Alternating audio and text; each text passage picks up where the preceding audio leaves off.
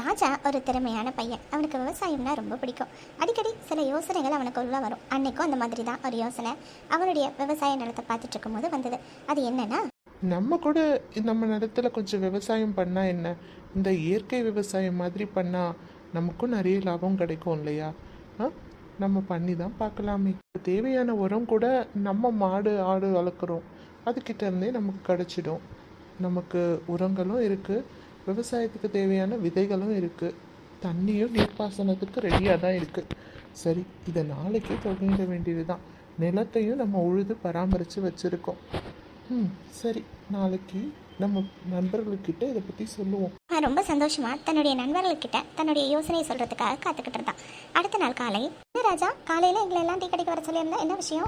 எவ்வளோ அழகா டீ ஷாப்னு போட்டிருக்காங்க, இங்க வந்து கூட டீ கடையா? ரெண்டும் ஒன்று தானே, இப்போ என்ன தப்பா சொல்லிட்டேன்? சரி சரி, நீங்க ரெண்டு பேரும் சும்மா பேசிட்டு இருக்காதீங்க. எதுக்கு வந்தோன்னு ராஜா கிட்ட கேட்போம். ராஜா, நீ சொல்லு, எதுக்காக எங்களை எல்லாம் கூப்பிட்ட? எனக்கு ஒரு யோசனை வந்திருக்கு. சரி, அது உங்ககிட்ட சொல்லலான்னு தான். யோசனையா? என்ன யோசனை? நான் விவசாயம் பண்ண போறேன்டா. என்னுடைய நிலத்தை உழுது பராமரித்து வச்சிருக்கேன்ல, அந்த இடத்துல விவசாயம் பண்ணலான்னு இருக்கேன். விவசாயம் பண்ண போறியா? ஏன் திடீர்னு இந்த எண்ணம்? எல்லா இடத்துலையும் இயற்கை காய்கறிகள் தானே நல்லா போயிட்டு இருக்கு. அதுவும் இல்லாமல் நமக்கும் நல்லது, மற்றவங்களுக்கும் நல்லது செஞ்ச மாதிரி இருக்கும். எனக்கும் என்னுடைய தொழில் நிரந்தரமாக இருக்கும்ல, அதனால தான். எல்லாம் சரிதான்டா, ஆனா அதுக்கு நிறைய காசு தேவைப்படுமே. உன்கிட்ட அவ்வளோ காசு இருக்கா? என்கிட்ட சேமிப்புன்னு அவ்வளோ இல்லை தான், இருந்தாலும் இருக்கிறத வச்சு சமாளிச்சுக்கலாம்டா. எப்படிடா அப்படி சொல்லுவ? கையில காசை வச்சுக்கிட்டு தான் எந்த ஒரு தொழிலையும் ஆரம்பிக்கணும், தெரியாதா உனக்கு? ஆமாண்டா, அதை விட அது ரொம்ப கஷ்டமான தொழில். நீ எப்பவும் போல இந்த ஐடியில் வேலை செஞ்சுட்டு இருக்கியே, அந்த வேலையிலேயே போயேன். எதுக்கு பின்ன இன்ஜினியரிங் அது இதுன்னு டிகிரி எல்லாம் முடிச்ச?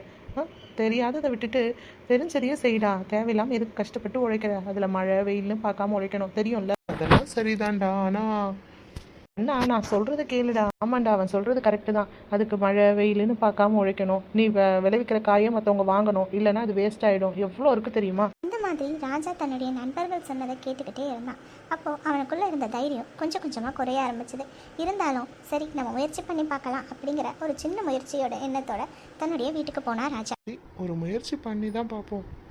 எல்லா பிளானும் கரெக்டாக இருக்குது, ஆனால் அவங்க சொன்ன மாதிரி என்னால் முடியாமல் போயிடுச்சுன்னா, நடுவில் நிறைய காசு தேவைப்பட்டு இல்லை ரொம்ப கஷ்டமாக இருந்தால் என்ன பண்ணுறது? இதே மாதிரி யோசிச்ச ராஜாவால் ஒன்றுமே செய்ய முடியல. சும்மாவே இருந்தான்.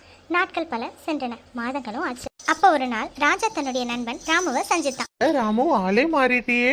அப்படியெல்லாம் இல்லப்பா, அப்படியே தான் இருக்கேன். உடைதான் மாறி இருக்கு, அவ்வளவுதான். அதுவும் சரிதான். சரி, இப்போ நீ என்ன பண்ற? நான் பக்கத்து ஊர்ல ஒரு சூப்பர் மார்க்கெட் வச்சிருக்கேன்பா. சூப்பர் மார்க்கெட் வச்சிருக்கியா? சொல்லவே இல்லை. ஆமா, சொன்னா 4 பேர் 4 விதமா பேசுவாங்க. எனக்குள்ள இருக்க நம்பிக்கையும் போயிடும். நிறைய பேர் பொறாம தான் படுறாங்க.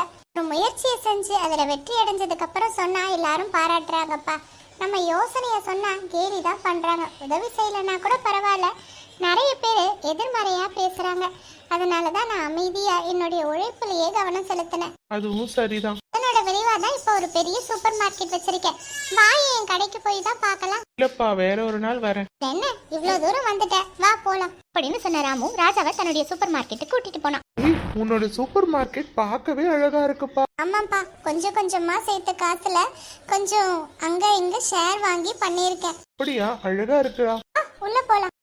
இது எல்லாமே என்னுடைய கடின உழைப்பும் பொறுமையா இருந்ததுக்கான பலன் தான் ராஜா. கூட விவசாயம் பண்ணணும், அதுவும் இயற்கை விவசாயம் பண்ணணும்னு ரொம்ப ஆசைப்பட்டேன். இருக்கலாமே ராஜா, அது நல்ல விஷயம் தானே. நிறைய பேர் செயற்கை உரங்கள் தானே போடுறாங்க, அது உடலுக்கும் நல்லது இல்லையே. ஆமாப்பா, அந்த மாதிரி தான் நானும் நினைச்சேன். ஆனா என் யோசனைய நம்மளுடைய மற்ற நண்பர்கள் கிட்ட சொன்னேன். சரி, அதுல நிறைய பேர் எனக்கு சரியா பதில் சொல்லல. அதாவது காசு தேவைப்படும், கஷ்டமா இருக்கும்னு அவங்க சொன்ன கருத்துக்களை நான் நிறைய எடுத்துக்கிட்டேன், உள்வாங்கிக்கிட்டதுனால என்னால முடியாதோ அப்படின்னு நினைச்சு என்னுடைய யோசனையை கைவிட்டுட்டேன். எனக்கு சரியான முடிவா படலையே ராஜா. நீ முயற்சி செஞ்சு பார்த்திருக்கணும். உனக்கு நிஜமா முடியலன்னு உனக்கு தெரிஞ்சு சொன்னிருந்தா நீ விட்டு இருந்திருக்கலாம். அவங்க சொன்னாங்கிறதுக்காகவே நீ விட்டுட்டியா? ஆமா ராமு, அது தப்புன்னு புரிஞ்சிருச்சு. நான் போயிட்டு உன்னை அப்புறமா வந்து பாக்குறேன். ராஜா, முதல் முறையா வந்திருக்கேன், ஏதாவது சாப்பிட்டுட்டு போகலாம். இரு, உனக்கு பிடிச்ச மில்க் ஷேக் ஆர்டர் பண்ணியிருக்கேன், கொஞ்ச நேரம் இரு. இல்ல ராமு, எனக்கு வேண்டாம், தப்பா எடுத்துக்காத. நான் உன்னை அடுத்த முறை வந்து சந்திக்கிறேன். இந்த மாதிரி சொல்லிட்டு ராஜா அங்கிருந்து கிளம்பிட்டான். அவனுடைய வீட்டுக்கு வந்தவன் அவனுடைய நிலத்தை பார்த்துக்கிட்டு ரொம்ப யோசனையில இருந்தான். யார் என்ன சொல்லி இருந்தாலும் நான் அவங்க பேச்செல்லாம் கேட்டது தப்பு. நல்ல விஷயங்களை எடுத்துக்கிறது தப்பு இல்லை, ஆனா முயற்சியே செய்யாம அது முடியாதுன்னு நான் நம்பினது ரொம்ப தப்பு. யோசிச்ச ராஜா அன்னைக்குல இருந்து கொஞ்சம் கொஞ்சமா உழைக்க ஆரம்பிச்சான். தன்னுடைய நிலங்கள்ல விவசாயத்தை ஆரம்பிச்சான். யார்கிட்டயும் அவன் எதுவுமே சொல்லிக்கல. முக்கியமா கொஞ்ச நாளே ராஜாவுடைய நிலம் இப்படி மாறி இருந்தது. பார்க்கவே எவ்வளவு பசுமையா இருக்கு. இப்பதான் எனக்கு தோணுது நம்ம முன்னாடியே செஞ்சிருக்கணும்னு. அவனுடைய விளைந்த பயிர்களை பார்த்து அவனுக்கு ரொம்பவும் சந்தோஷம். சரி, இதுவும் நல்லதுக்கு தான். எல்லாம் நல்லதுக்குன்னு நினைச்சுக்கிட்டான். அறுவடைக்கு தயாரானான். காய்கறி சந்தையில போயிட்டு தனக்கான ஒரு இடத்தை பார்த்து தேர்வு செஞ்சான். ராஜா தன்னுடைய பசுமை விவசாயத்து மூலமா வந்த இயற்கையான முறையில விளைவிக்கப்பட்ட காய்களை ஒரு கடை வச்சு அங்க வச்சிருந்தான். அப்போ அவனுடைய நண்பர்கள் அங்க வந்தாங்க. என்னடா ராஜா, இதெல்லாம் எப்போ நடந்தது? அதுவா, நீங்க எல்லாம் உட்காந்து பேசிட்டு இருந்தீங்க இல்லையா, அப்ப நான் உழைக்க ஆரம்பிச்சேன். அதனுடைய பலன் தான். 4 பேர் 4 விதமா பேசுவாங்கல்ல, அவங்க இவங்க தான் போல இருக்கு. எதையாவது அவங்க கருத்துன்னு சொல்லிட்டு நம்மள முயற்சி செய்ய விடாம ஏதாவது எதிர்மறையா பேசுறதுக்குன்னே ஒரு கூட்டம் இருக்கும். அதெல்லாம் கண்டுக்கவே கூடாது. நம்ம இலக்க நோக்கி நம்ம பயணம் இருக்கணும். கனவு கண்டா மட்டும் பத்தாது, அதற்கான உழைப்பும் இருக்கணும். கண்டிப்பா நம்ம முயற்சி திருவினையா. வீடியோ பிடிச்சிருக்கோம் நம்புறேன். ஃபுல்லா பார்த்த எல்லாருக்கும் ரொம்ப நன்றி. சிங்கர்ஸ் சேனல் சப்ஸ்கிரைப் பண்ண எல்லாருக்கும் ரொம்ப நன்றி. லைக் பண்ணி ஷேர் பண்ணி கமெண்ட் பண்ணிடுங்க. மாதிரி இன்ட்ரெஸ்டிங்கான வீடியோஸோட கூடிய விரைவில் வந்து சந்திக்கிறேன். நன்றி, வணக்கம்.